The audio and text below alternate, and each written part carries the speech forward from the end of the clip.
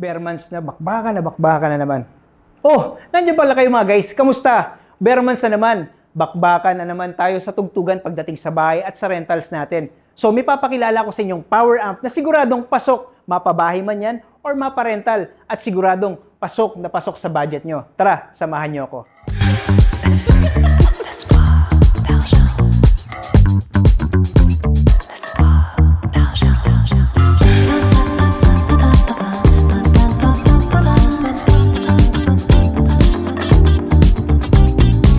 Ito, papakilala ko sa inyo ang added sa lineup ng ating power amplifier series, ang XT series. XT300, XT600, XT1000 at ang pinaka bad boy sa lahat, ang XT1500. Tara, samahan nyo ako at explore natin at alam ko na kung ano tinatanong nyo. Ano ba ang specifications ng mga power amplifier na to? So guys, simulan naman natin sa XT300. Ito ay merong 300 watts RMS per channel at 8 ohms. Sa XT600 naman, meron itong 600 watts RMS per channel at 8 ohms. Sa XT1000 naman, meron itong 1000 watts RMS per channel at 8 ohms. At dito naman tayo sa XT1500, meron itong 1500 watts RMS per channel at 8 ohms. So guys, lahat ng models ito ay 2 ohms stable at bridgeable. Meaning, pwedeng pambugbugan at kaya mag-drive ng high-power speakers. So guys, dito naman tayo sa likod ng ating XT series. Meron din itong naka-integrate na active filters na high-pass filter at low-pass filter switch. Sa mode switch naman tayo, meron itong stereo, parallel, and bridge mode depende sa ating preference or application requirement. Sa inputs naman, meron itong dalawang channel XLR stereo inputs. Sa outputs, meron itong dalawang channel stereo link outputs if magre-require tayo ng another amplifier para sa ating application. At para sa ating speaker outputs naman, meron itong dalawang speaker connector signal output or binding post signal output.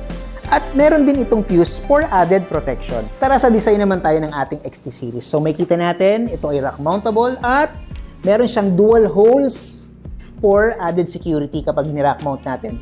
So syempre, pag nag-rack mount tayo, hahanapin natin yung handle ng ating unit. So ito, meron siyang dalawang handle for easy mounting. So may kita natin sa napakagandang faceplate ng ating XT series. Palang napakagwapo na, napakaangas ng datingan. Brush metal finish. Meron siyang grill for ventilation. Kita mo nga naman, no? Hindi mo akalain na grill sa angas ng design niyan. So, ano bang tinitignan natin at kinukonsider din sa ating power amps? Yung smooth na pihit ng potentiometer. Yan o, sarap pihitin o. Yan o. Tama, lambot, sumusunod. So, makikita naman natin ang ating biometer.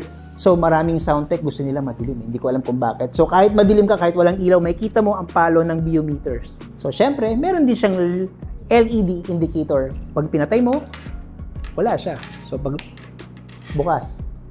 So mga tropa, bago ko nga pala makalimutan ang ating XT300, 600 at 1000, ito ay pare-parehong 2U rack space. Ang ating XT1500 ay 3U rack space. Explore naman natin ang gilid at likod ng ating amplifier. So may kita natin sa gilid, meron itong additional na grill for ventilation. So ayan.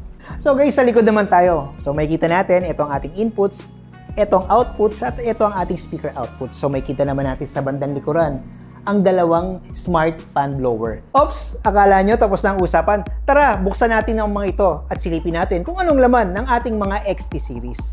Step it up, I've got to go. Front row seat, fashion show. Live it up in the afterglow. Up late, talk low. Push the limit, fascinate.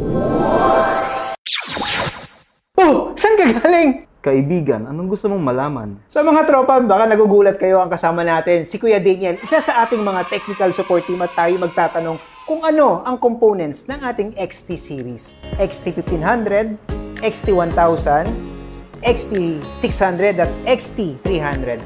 So dito tayo magpo-focus sa ating XT300, ang ating base model. So Kuya Daniel, ano po ba ang components ng ating XT series amplifier? Yan guys, meron tayong XT300 dito. Kauna-unahan natin makikita ay naka-fiberglass siyang PCB. Meaning, mas matibay at hindi siya prone sa sunog. At yan, gaya sa mga amplifiers ng Kevlar, meron siyang magagandang heatsink para ma-dissipate ng maayos ang mga init galing sa mga transistors. At pupunta naman tayo dito sa ating fans at makikita nyo sa mga propellers ito, meron siyang mga maliliit na fins para tahimik ang kanyang andar habang nag-ooperate ang unit. At ito nga palang mga fan natin ay thermal activated. Once uminit ng heatsink, mas lalakas yung kanyang speed.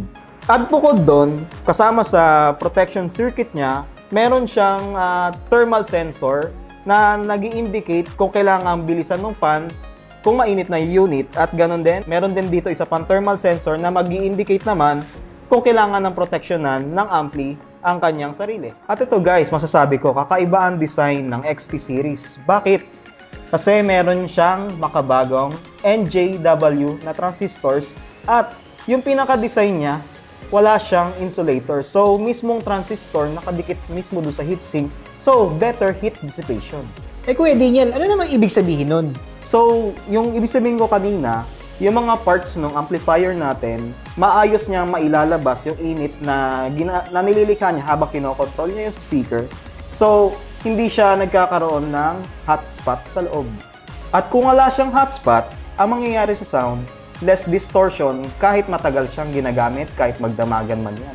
At ito nga pala, meron din pala siyang mga protection circuit na naka-integrate sa ating amplifier. So una, meron tayong soft start, meron tayong speaker protection, tag-isa kada channel, at meron tayong temperature sensor, yung nabanggit kanina, para kung sakaling mainit, mapoproteksyonan ng amplifier ang kanyang sarili. So mga tropa, alam ko na kung anong inaantay nyo at alam ko rin kung anong gusto nyo tanungin. Kung ang transformer ba ng ating XT300 ay pure copper ba? Sige, may papakita kami sa inyo.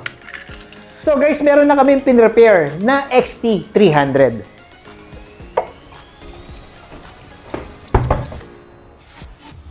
So kay Daniel, pakita na natin sa kanila kung pure copper nga ba ang ating XT series amplifiers. So ito ang transformer ng ating XT300. Kung makikita, kinalas na namin. Yan. De, tsaka pakita natin Kuya Daniel, XT300. Kung pure copper nga ba talaga. So ayan guys, may kita nyo, hindi to plated. Pure copper ang ating transformer sa ating XT series amplifiers.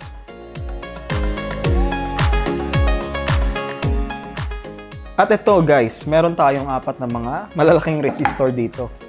So matetesting natin at 2 ohms load itong amplifier for 24 hours non-stop.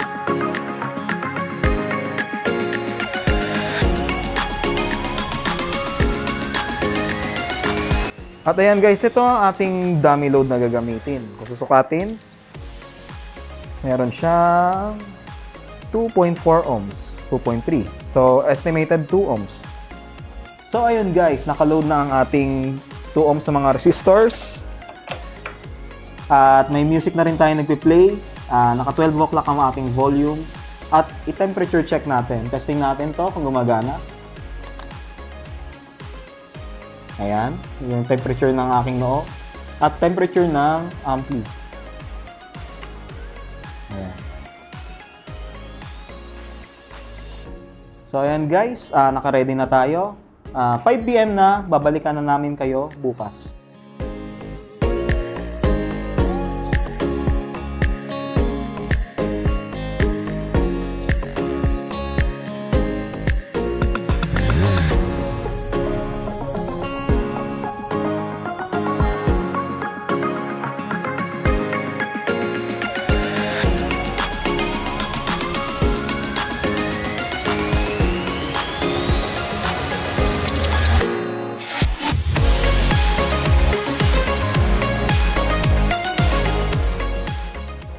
So tropa, it's day 2 na. So Kuya Daniel, ano ba status ng ating XT300?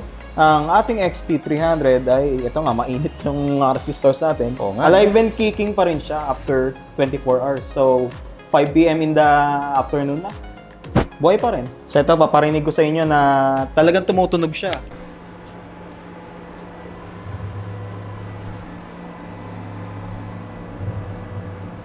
So ito, check natin yung temp uli.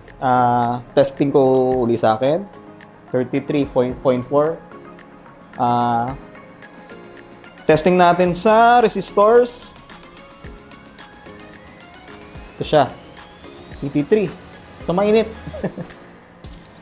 And then testing natin sa mismong power amp. Yan lang siya. Parang nilalagnat ng konti. Anong naging temperature niya, Kuya Daniel? 39.3. So, hindi siya normal. ganun kainit. Normal lang. Kaya hawakan, no? At ganun din sa ating mga fan blowers na pag mainit, lalo siya lumalakas. So, ito yung sinasabi natin, Kuya Daniel, na smart blower. Tama, ayun. Ayun.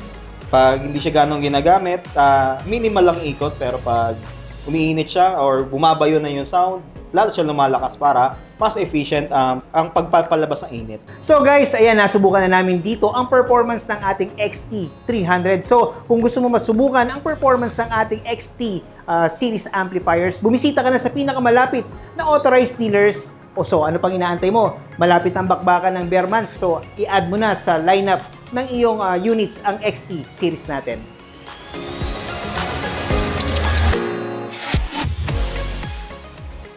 Pwede ba hawakan yan? May